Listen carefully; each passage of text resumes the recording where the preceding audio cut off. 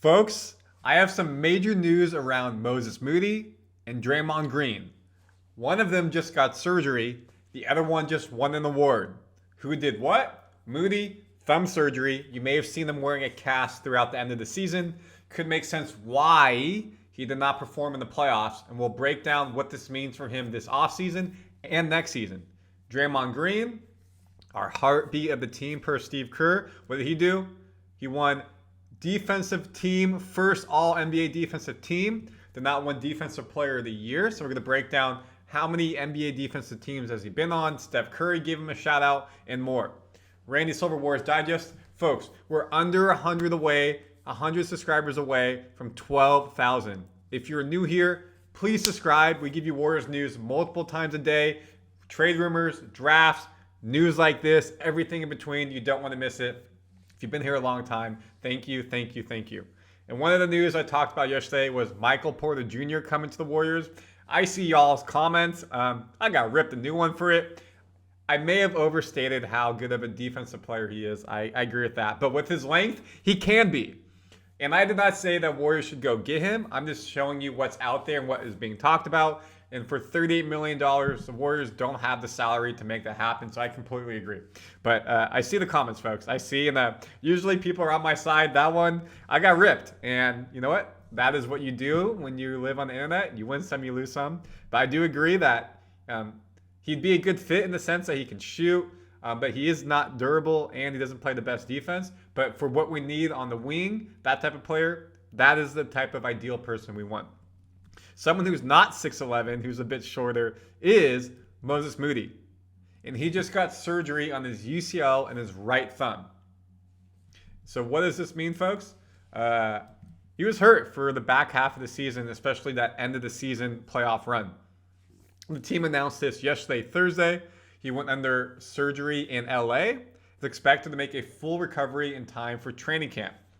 So this should not bother him for next season.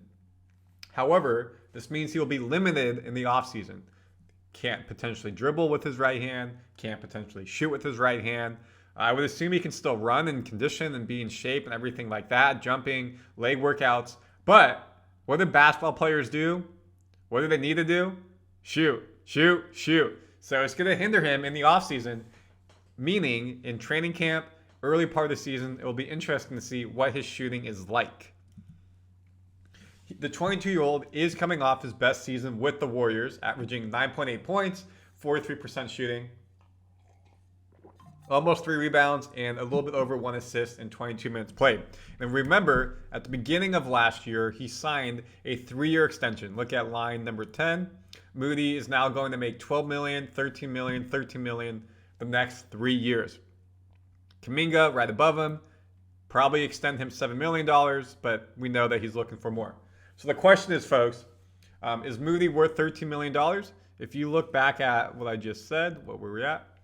As a semi-starter, bench player in between, this is very solid production. Probably want to get more than 7 points. Went closer to 10 to 12, maybe even higher. But we know he was in and out of the lineup. And again, he was hurt a little bit. That $13 million, though, is something that could potentially be used in a trade to try to get a better shooter, maybe more length.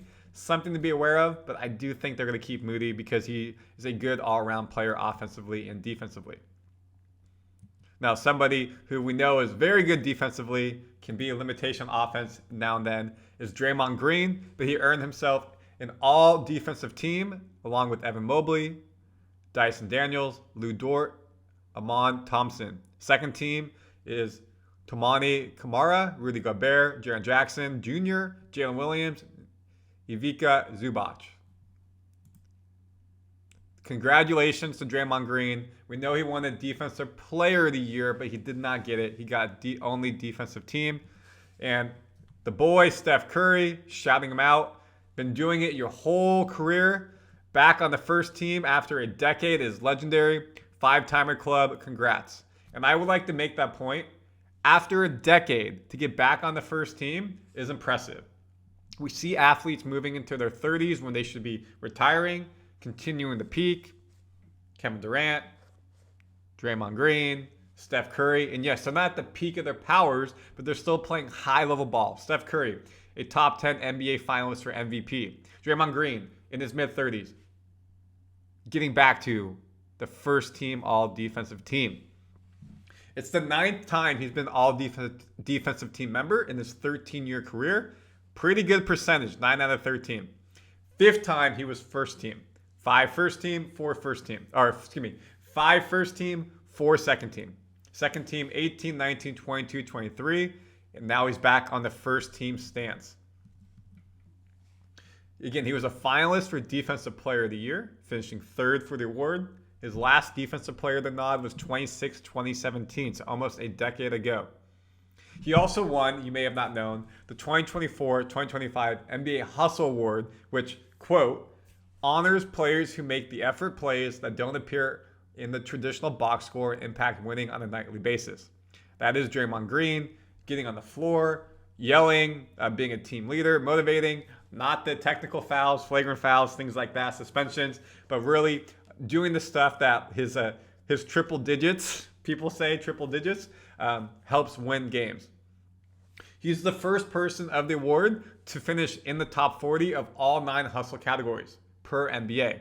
Hustle stats, which the league has been tracking since 2016 postseason: charges drawn, deflections, screen assists, contested 2-point shots, contested 3-point shots, offensive loose balls, offensive and defensive loose balls recovered, 2 different stats, offensive box outs and defensive box outs. So this is a big thing. Again, you're not getting a rebound, you're not making a shot, you're not getting a steal. It's all in being in the right place at the right time and making sure you're mentally checked in and doing the hustle plays. So congrats to Draymond Green, the first player to have a top 40 finish in all 9 of those.